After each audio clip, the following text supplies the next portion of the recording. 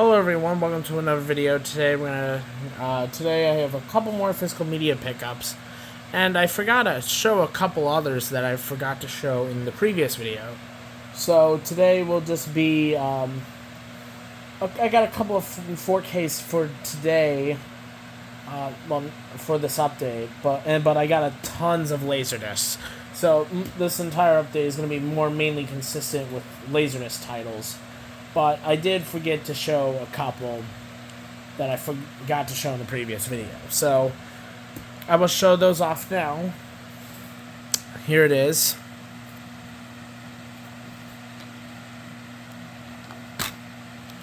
It's by Elite Entertainment.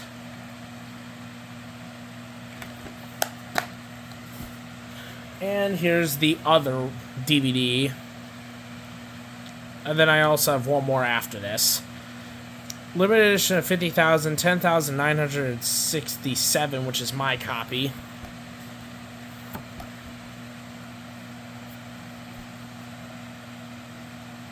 This is actually a sticker they actually placed on here.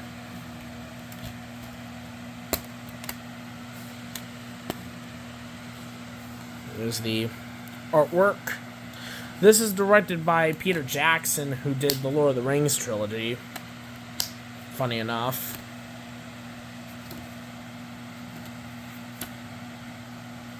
I'm going to quickly show this.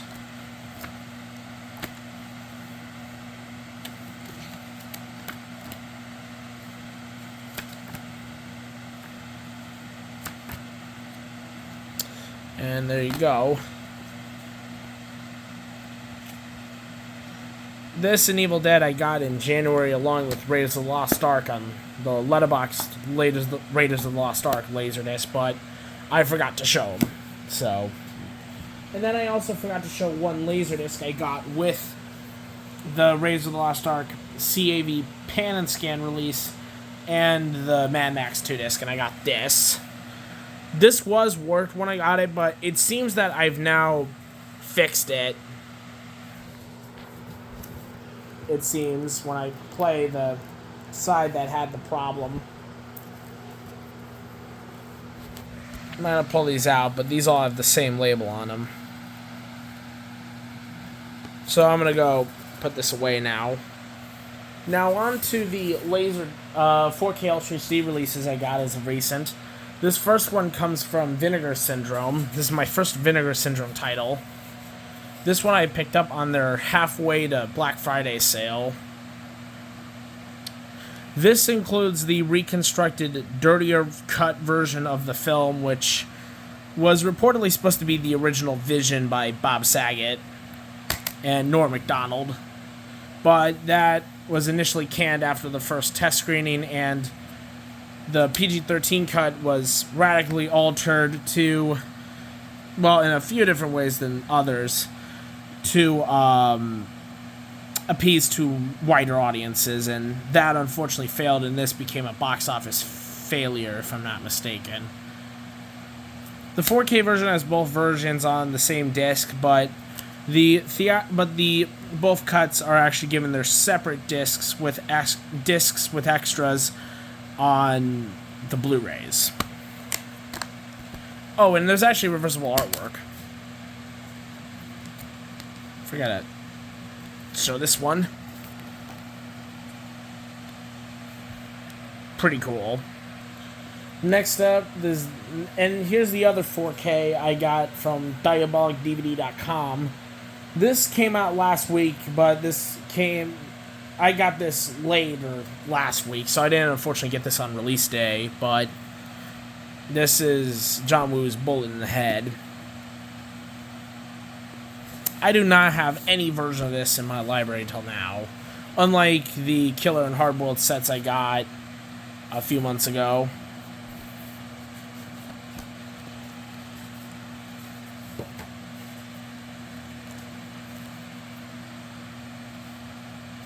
Of course, I reversed the cover artwork for the case. Now, this includes a couple cuts. This includes the theatrical cut on the 4K disc, and the second disc and the third disc are Region B locked, unfortunately, but Disc 2 actually contains 4 different ways to watch the festival cut. The one with you can watch the festival cut with the theatrical ending. That's in the theatrical cut. You can watch it with the boardroom ending. You can you can watch it with the theatrical ending or with the boardroom ending that has appeared on alternate versions. But this also includes the extended festival cut, which includes the footage that's previously included in the theatrical cut. So you can actually watch the full, complete, it seems to be, longest version of the film available on this disc as well. And you do get the choice to watch it with the theatrical cut ending and the boardroom cut ending. So that's really cool of a feature there. And it seems to be that the Shout Factory release unfortunately had some errors in the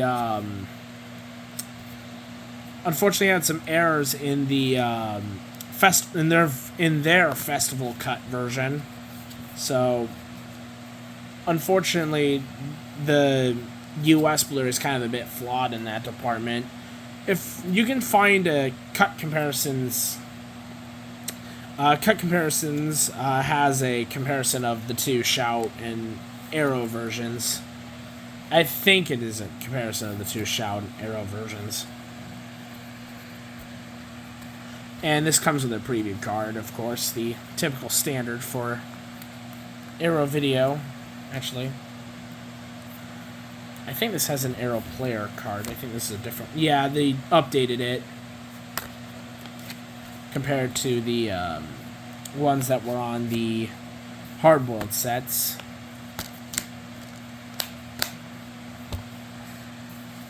And here's the poster with the Tony Stella artwork, who unfortunately recently passed away. And you get the original English export poster. And you get the booklet.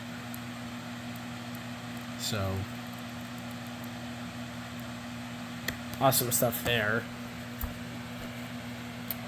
This is easily John Woo's most underrated film and needs to be talked a hell of a lot more.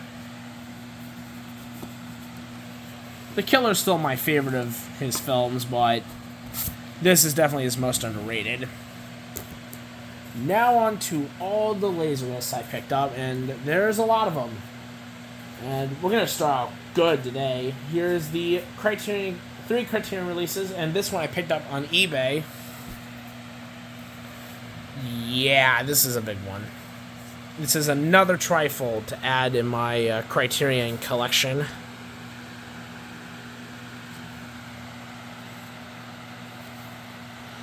Unfortunately, however, Side 6 does have a little bit of rot on it, and it does start a bit light with some speckles, but Side 6 kind of just gets worse and worse. Thankfully, it's still viewable, but it does suck.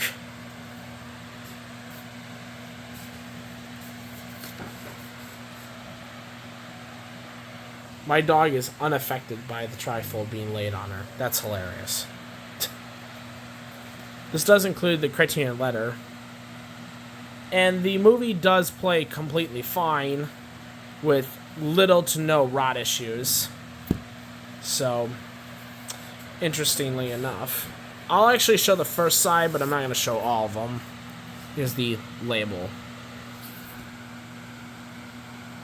I'm going to put this back. Shit. I caused a tear. Pardon me about the bad language. That's my mistake. Next up, I'm going to move a bit backward. Alright, here is Trainspotting. I have the 4K by Criterion, but it seems to be that the color timing of the Criterion 4K is a bit changed, despite being approved by Danny Boyle, director.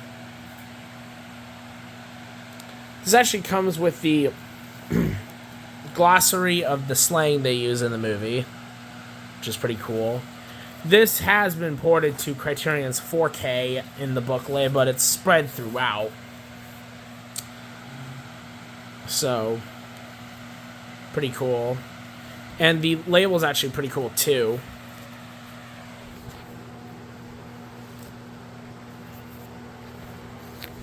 See, here's side 2. And there's side 1. This is CLV only. Most Criterion releases are CAV, but this one is a CLV only release. And it's not movie only. It does have some extras at the end with, excuse me, the author of the book, Irvin Welsh, and scene-specific commentary with Danny Boyle, producer Andrew McDonald, John Hodge, and Ian McGregor. So at least there's some supplements here, but there's not a lot. Nowhere near as much as the Criterion and the Blu-rays and the DVDs of the past. But great to have that one. This film I've never seen.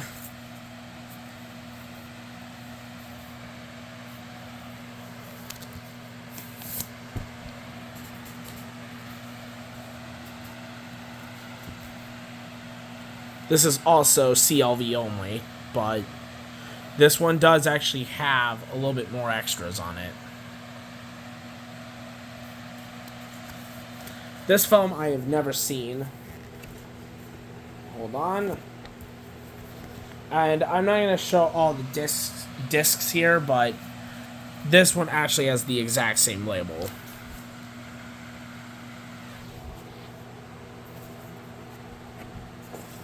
Actually, I will show the dead side, since this is a 3-sided release. There. Alright, now let me put this all back together.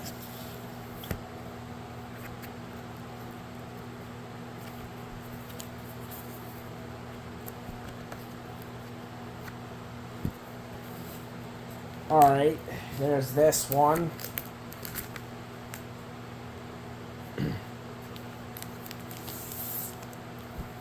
Alright. And those are the Criterions. Now on to standard releases. Letterbox release. It's got a THX stamp too.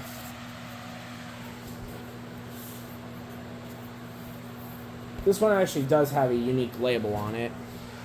It's in purple to fit the film and the title font.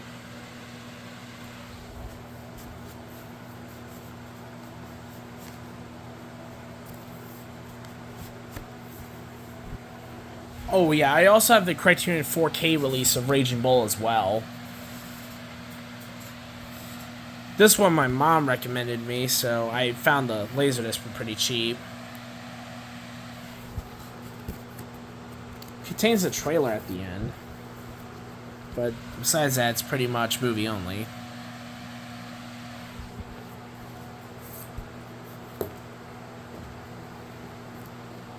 This is the eBay seller card. Let me get this back in.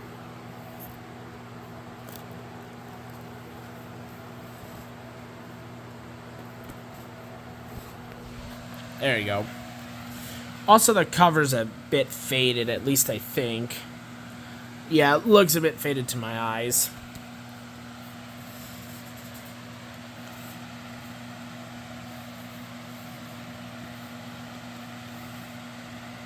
I know the Criterion 4K release has De Palma's first film on it, but this one has no extras.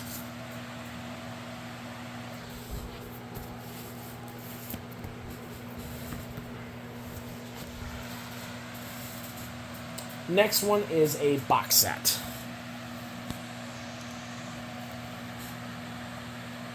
I'm going to show the interior first. I did actually get this sealed.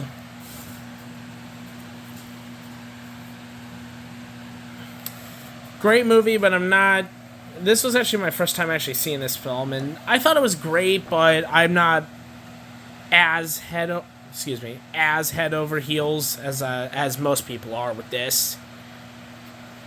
Still great, but in my opinion, I've seen better. Definitely technically impressive though with the sets, but yeah.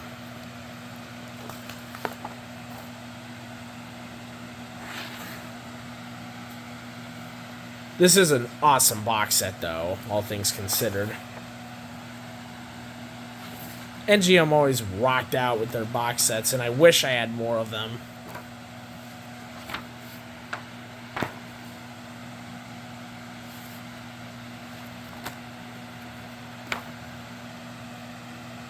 This is entirely CAV, which is why it has 4 sides.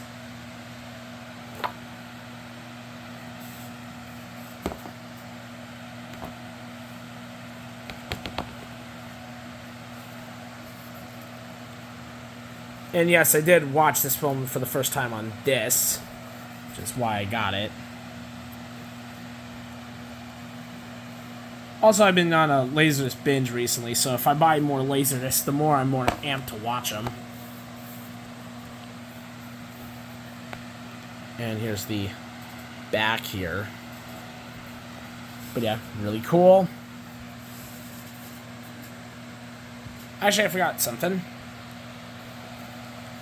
Letterboxd released Chinatown. This is my first copy because the first copy I got came cracked. As you can see here, this is in horrible condition. I don't know how this will come across but on the camera, but you can see a crack there. This disc is completely bust. But the reason why I still have it is because there's actually one difference on here. Set that there. And here's my second copy. This one is in much better shape. It definitely has some ring wear, but this is much better. And the gatefold is in nicer shape too. But on this one, the music only on analog right is actually on a white sticker with purple text. So, interestingly enough, I guess Paramount decided to add a sticker to notify and make it more obvious to customers that there was a music-only option on this one. And I suppose they forgot to do it on the first pressing. Well, at least when they were pressing the jackets, and then later on when they kept pressing more of these, they put the sticker down there. So, interestingly enough. And of course, get the labels here. Side 3 also has the same label, but it's with, of course, Side 3. But interestingly enough, Side 3 is actually CAV and it's not CLV.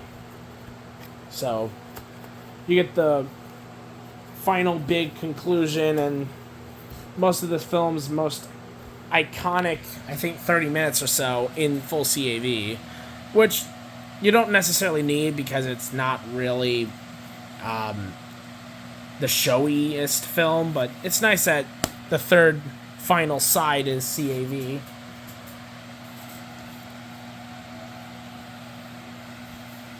This one my dad suggested I grab.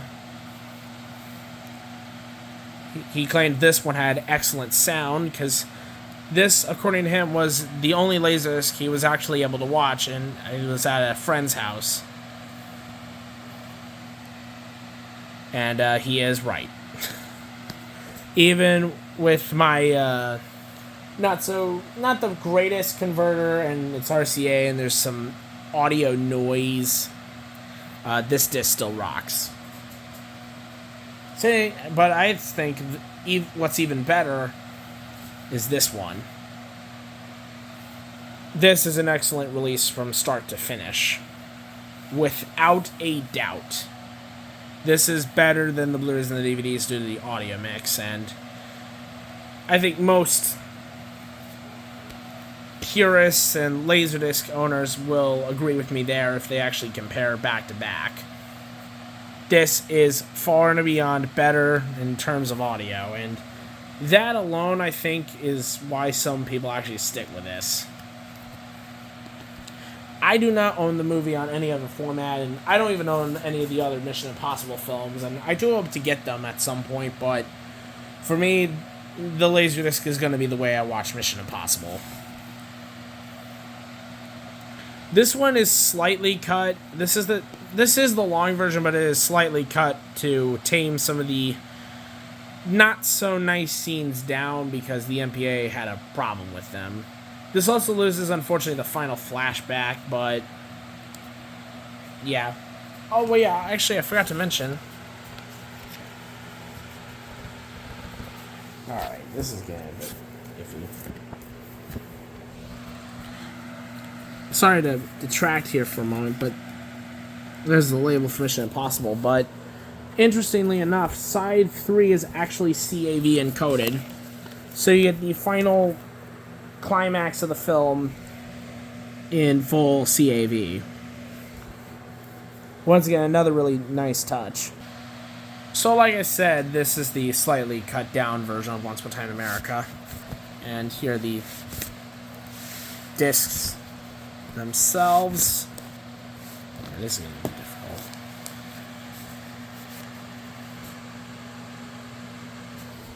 It's pretty obvious. This has 4 sides, by the way. So, it's pretty obvious that this is a pretty long movie. And now the final Laserdisc. I was not expecting to find this, but I got Sandlot. While this is... Some people, I think, have known this is not really too rare, but I know for certain that a lot of eBay sellers go crazy for this title. I saw one for $70. I saw a new one for $150. I saw some go for $30. This was $8. And while the jacket wasn't in the greatest shape, I still bought it because, 1, it's the Sandlot, and 2, this is not common at all, at least to find locally. So, there you go. And that will wrap it up. So, there you go. Hopefully you enjoyed watching this video. And stay tuned for the next one eventually in the upcoming, maybe months, upcoming months. I'm still trying to get more titles in and save up for stuff I actually want. So, either way, this is it for now. So, thank you very much for watching.